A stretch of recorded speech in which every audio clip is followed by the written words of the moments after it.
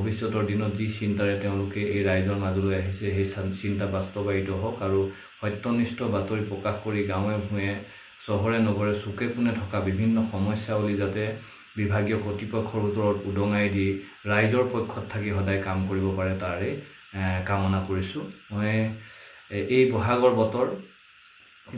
বতৰত আমি আচলতে আজিৰ তাৰিখত চোতালত বিহু মাৰি থাকিব লাগিছিল। আমি আজিৰ দিনটোত অসমীয়া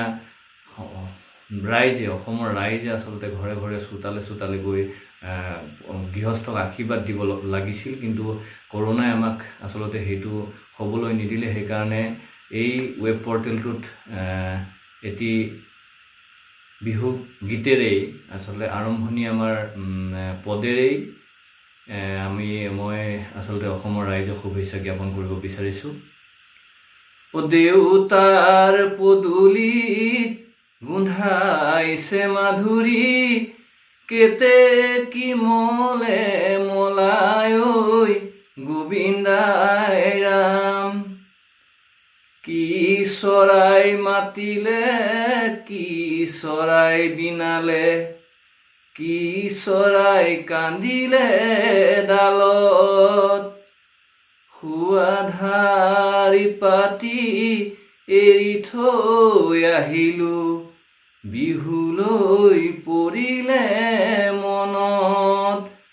দেউতাৰ পদূলি গোন্ধাইছে মাধুৰী, কেতে কি মলে মলাই ঐ গোবিন্দাই ৰাম।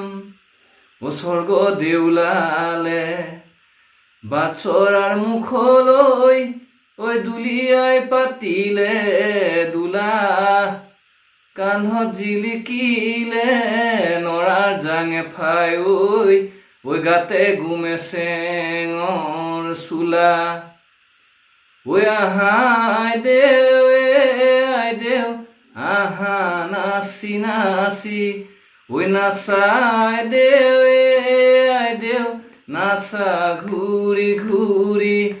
ৰাইজলৈ জনো আহে আহে, ঐ আমাৰে নাচনি নিচে অকণমানি, ঐ আমাৰে নাচনি নিচে অকণমানি। নানাচো কৰে হে, ও যেতিয়া নাচিব পৃথিৱী কঁপিব, ও যেতিয়া নাচিব পৃথিৱী কঁপিব। মাটি চাৰি আঙুল বহে